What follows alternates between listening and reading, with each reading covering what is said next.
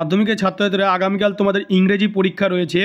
ইংরেজি পরীক্ষার আগেই তোমাদের জন্য আমি একটি 90 নম্বরের প্রশ্নপত্র তৈরি করেছি, যেটি বোর্ডের মতনই প্রশ্নপত্রটি দেখলে তোমরা নম্বর সম্পর্কে, বিভাজন সম্পর্কে জানতে পারবে এবং প্রশ্নের উত্তরগুলি কীভাবে লিখতে হয় সেগুলো বুঝতে পারবে। কেমনভাবে প্রশ্ন আসে দেখে নাও। দেখতে পাচ্ছ রিডিং কম্প্রিহেনশান, প্রথমে সিন আসে যেটা তোমাদের টেক্সট বুকে রয়েছে সেকশন এতে। তো ফার্স্টে আসে read the passage carefully and answer the question that follow. When the family sits down to tea, the cat puts in an appearance to get his share. এই যে টেক্সটটা মানে যেটা রয়েছে প্যাসেজটা, যেটা তোমাদের সিন থেকে এসেছে, প্যাসেজটা তোমরা দেখতে পাচ্ছ। এবার এই প্যাসেজকে কেন্দ্র করে তোমাদের যে প্রশ্নগুলি দেয়া হচ্ছে সেগুলি তোমরা একটু দেখে নাও। প্রশ্ন প্রথমে দেয়া হচ্ছে যে দেখো, write the correct alternative to complete the following sentence. First যে প্রশ্নটা যে the cat appear for is share when the family sit down for tea breakfast আর ডিনার। তো এইখানটায় তুমি দেখতে পাবে তোমরা যে প্রশ্নটা দেখো প্রথমেই রয়েছে লাইনটি when the family sit down to T the cat puts in a appearance to get his share. তাহলে তখন কি করছিল? তখন তারা কিন্তু চা খাচ্ছিল। তখন এখানে কি করছিল? তারা এখানে কী হওয়া উচিত? এখানে টি হবে। তাহলে এই প্রশ্নের উত্তরটা কিন্তু যাবে টি। এরপরে রয়েছে according to the author the cat is particularly civil to the, কী হচ্ছে এখানটা দেখো, চিলড্রেন, মাস্টার, গেস্ট না ফ্যামিলি মেম্বার। এই প্রশ্নটা এখানটায় রয়েছে। তো এই যে প্রশ্নটা রয়েছে দেখো, প্রশ্নের উত্তরটি তোমরা যদি খুঁজে নাও, ভালো করে যদি খুঁজো, দেখো লেখা আছে দেখো থার্ড লাইনে, if there is a guest at the table the cat is particularly civil to him.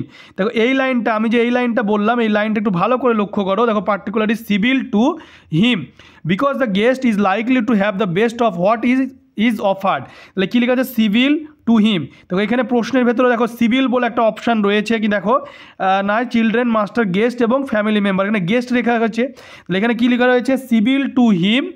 এবং if there is a guest to the table the cat is particularly civil to him. এখানে guest হিসাবে কিন্তু appearance দেখানো হচ্ছে, তাহলে এখানে guest হবে। তাহলে এখানে উত্তরটা হয়ে যাওয়া উচিত গেস্ট, এখানে গেস্ট হবে। এবার when the cat Rex the guest the family is, যখন যে ক্যাট রেক্স দ্য গেস্ট, দেখো রেক্স দ্য গেস্ট এই অপশানটা খুঁজে নিতে হবে আমাদের, প্যারার ভিতর ডাইরেক্ট চলে যেতে হবে রেক। এই রেক অপশানে গেলেই কিন্তু আমরা কিন্তু উত্তরটা তাড়াতাড়ি পেয়ে যাব। দেখো রেক দ্য গেস্ট, দেখো এই অপশানটা দেখো একটু হালকা করে দেখলেই, বা আমরা যদি দেখি দেখো তোমরা বুঝতেই পারবে রেক, এই দেখো এই লাইনটা পাওয়া গিয়েছে। দেখো but firmly rakes the guest in the leg, ও এখানে লেখা আছে the cat soon tires of that he puts up his claw and quietly but firmly rake the guest in the leg. তাহলে এখানে কী অপশান রয়েছে? In the leg. তাহলে এখানে অপশান রয়েছে কি? এম্বারেস, স্যাড না ডিলাইটেড না ইনডিফারেন্ট, এখানে অপশান রয়েছে। এবার সে ওই সময় কি ছিল সেটা তোমাকে দেখতে হবে। যে লেগ, ও সে is the guest the cat stuck his claws into me, মানে আঘাত পেয়েছিল। The delighted family remarks, the delighted অপশানটা তুমি এখানে পেয়ে গেলে। এখানে অপশানের ভিতরে ডিলাইটেড অপশানটা কিন্তু রয়েছে, ডিলাইটেড এখানে রয়েছে ডিলাইটেড। তাহলে আমাদেরকে উত্তরগুলি কীভাবে খুঁজতে হচ্ছে তুমি বুঝতে পারছো, লাইন ধরে ধরে খুঁজলে কিন্তু হয়ে যাচ্ছে। The guest offered the cat a bit of biscuit, meat না চকোলেট না ফিশ। ওইখানে তুমি দেখতে পাবে যে বিট অফ বলেছে, লাইনটা পরের লাইনে তুমি যদি খুঁজো তুমি পেয়ে যাবে যে suit him is not tell until he want you to give him something to eat বলা হয়েছে। এবং সেখানে দেখো দেখতে পাবে তুমি যে কী বলা হয়েছিল, এখানে লাইনটা দেখতে পাবে, এই লাইনটা এখানটায় রয়েছে, এই লাইনটা এখানেই রয়েছে, তুমি দেখে নাও।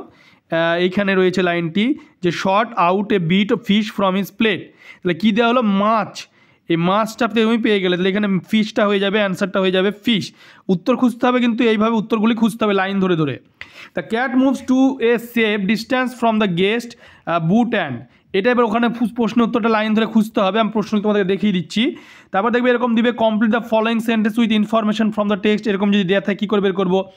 একটা দেখিয়ে দিই, the cat puts and rubs himself against the, দেখো এই প্রশ্নের উত্তরটি তুমি এখানে পেয়ে যাবে। প্রথমেই দেখো দেখতে পাবে রাবস, তার পরের লাইনটি তোমাকে লিখে দিতে হবে। লাইনটা এখানেই থাকবে, দেখে নাও হালকা, মানে এখানে দেখে নাও, এখানে দেখতে পাবে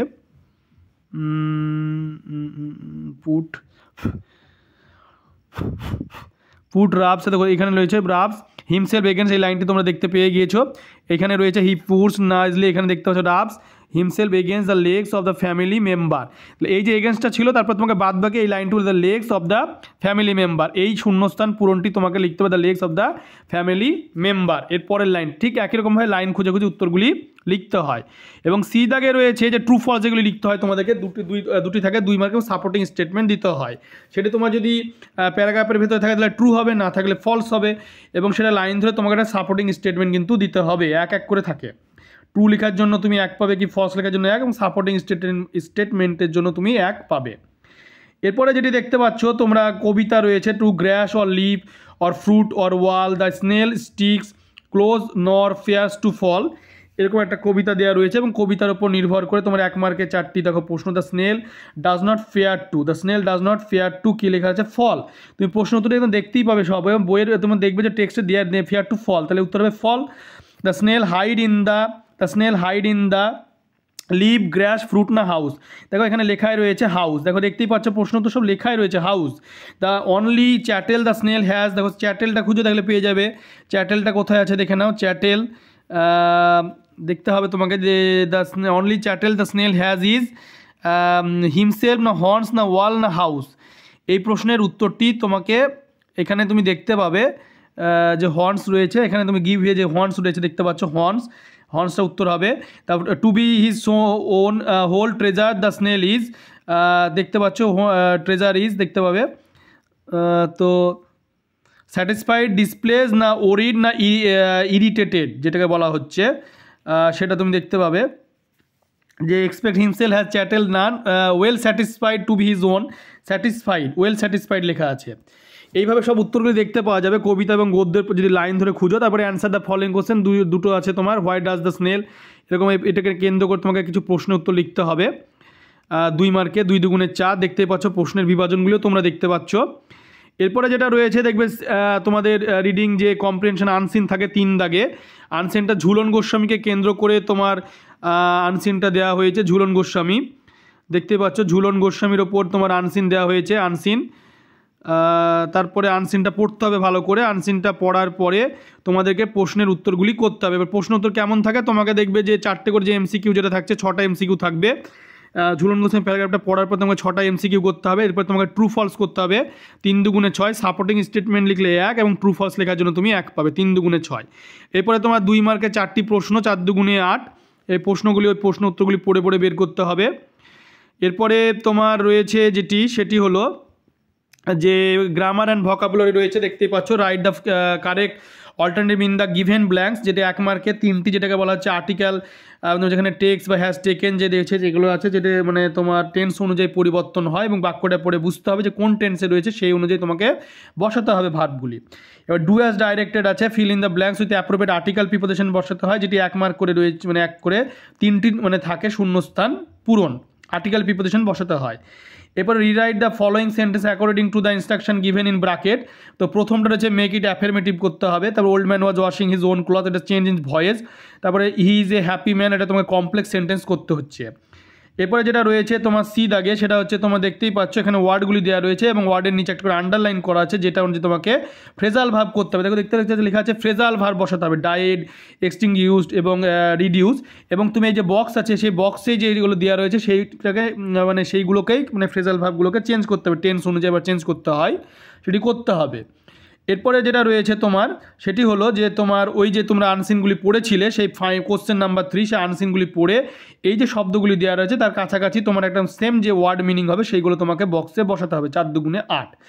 এরপরে যেটা করতে হবে তোমাদেরকে 7 দাগে সেটা রয়ে থাকে, সেটা হচ্ছে তোমাদের রাইটিং স্কিল, 3টে থাকে, যে কোনো একটা লিখতে হয় 10 মার্ক।